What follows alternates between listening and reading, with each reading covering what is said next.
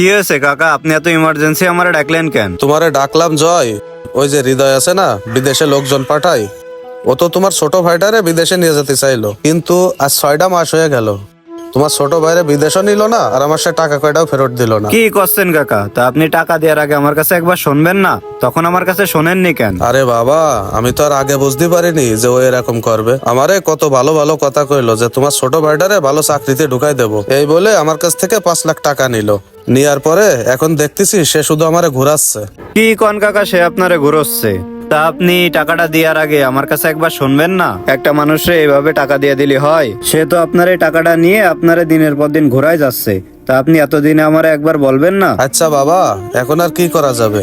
আমি তো ভাবিলাম যে তোমার ছোট ভাইটা বিদেশে যাবে, আমার যে দুঃখ কষ্ট গুলো আছে সব মিটে যাবে, কিন্তু আমি তো বুঝতে পারিনি যে আমার এত কষ্টের টাকাগুলো নিয়ে আমার সঙ্গে এরকম কাজ করবে। আচ্ছা কাকা, আপনি টেনশন করেন না, আমি এখনই যাচ্ছি, যাই দেখি তারে পাই কিনা। তারে যদি পাই তাহলে টাকাটা নেওয়ার ব্যবস্থা আমি করে দিবানে। আচ্ছা বাবা, তাহলে তুমি যাও, দেখো তারে পাও কিনা। আচ্ছা ঠিক আছে কাকা।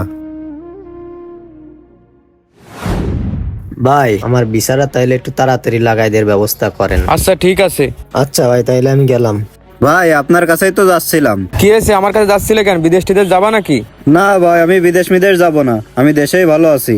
তাহলে কি জন্য খুঁজতেছো বলো, আমার তো অনেক কাজ পড়ে আছে। আপনার কাছে আইছি, আপনি যে আমার স্বাস্থ্য ভাইডারে বিদেশ নিয়ে যেতে চাইলেন, নিয়ে যেতে চাই যে এই 4-5 মাস ধরে ঘুরোচ্ছেন, তা এখনো কি আপনার ভিসা আসেনি? তোমার ভাইটারে আমি বিদেশ নিয়ে যেতে চাইলাম ঠিক আছে, কিন্তু যেই কাজের জন্য তোমার ভাইটারে নিয়ে যেতে চাইলাম সে কাজটা তো এখন নেই। এখন নতুন করে ভিসা লাগানোর জন্য আরো 3 লাখ টাকা লাগবে। কি করছেন, আরো 3 লাখ টাকা বেশি লাগবে? তাই এই কথা আপনি আগে বলেননি কেন? তাহলে আরো টাকা যখন বেশি লাগবে, তাহলে তো আর তারা এইভাবে ঘুরালেই আপনি টাকা পাবেন না। আপনি আমার চাচার কাছে চলেন, যাই কথাগুলো খুলে বলে নেন।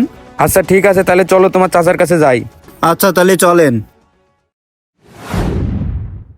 কাকা, এই যে নিয়ে আইছি ভাইরে, এখন ভাই কি বলে শোনেন। শোনেন ভাই, আপনার কাছে তো আমি 5 লাখ টাকা নিছি ঠিক আছে, কিন্তু সেই টাকাতে তো হবে না, আরো 3 লাখ টাকা লাগবে। কি কও বাবা, আরো 3 লাখ টাকা? আমি গরিব মানুষ, এত টাকা কনে পাবো? তখন তুমিই তো বলিলে যে 5 লাখ টাকার ভিতরে আপনার ছেলেটারে বিদেশ নিয়ে যাব, যার কারণেই তো আমার মাঠে যে একটু জমি ছিল ওই জমিটা বিক্রি করে টাকাগুলো তোমারে দিলাম, আর তুমি এখন কষছো আরো 3 লাখ টাকা লাগবে। এই টাকা আমি কই পাবো বলো? আসলে কাকা, আমি ওরা যেই কাজে নিয়ে যেতে চাইছিলাম সেই কাজ তো এখন আর নাই। সেই ফ্যাক্টরিতে এখন আর লোক লাগবে না, এখন লোক লাগবে অন্য জায়গায়, আরো 3 লাখ টাকা লাগবে। এখন যদি ওই 3 লাখ টাকা আপনি না দেন, তাহলে তো আপনার ছেলেরা আমি আর বিদেশ নিয়ে যেতে পারবো না। আর 3 লাখ টাকা আমি কই পাবো বাবা? এর থেকে ভালো আমার ছেলেরা তোমার বিদেশ নেওয়া লাগবে না, তুমি ওই টাকাগুলোই আমারে ফেরত দাও। কাকা, আমি টাকাটা কোথা থেকে দেবো? ওই টাকাটা তো ভিসা করার জন্য জমা দেওয়া রয়েছে, এখন তারা তো আমার ওই টাকাটা আর ফেরত দেবে না। ভাই সে তো কষে তার ছেলের এসে বিদেশ পাঠাবে না, তাহলে তার টাকাটা তারে দিয়ে দেন। টাকা দেবো কোথা থেকে? আপনারা তো সবই শুনতেছেন, টাকাটা তো আমার জমা দেওয়া হয়ে গেছে, এখন টাকাটা তো আমার কাছে এই মুহূর্তে নাই। আচ্ছা আপনার কাছে টাকা নাই ঠিক আছে, কিন্তু সে যেহেতু বলতেছে তার ছেলেরে বিদেশ পাঠাবে না, তাহলে তার টাকাটা আপনি দিয়ে দিন। আচ্ছা আমি টাকা দেবো ঠিক আছে, কিন্তু আমার ভিসাটা তো বিক্রি করা লাগবে।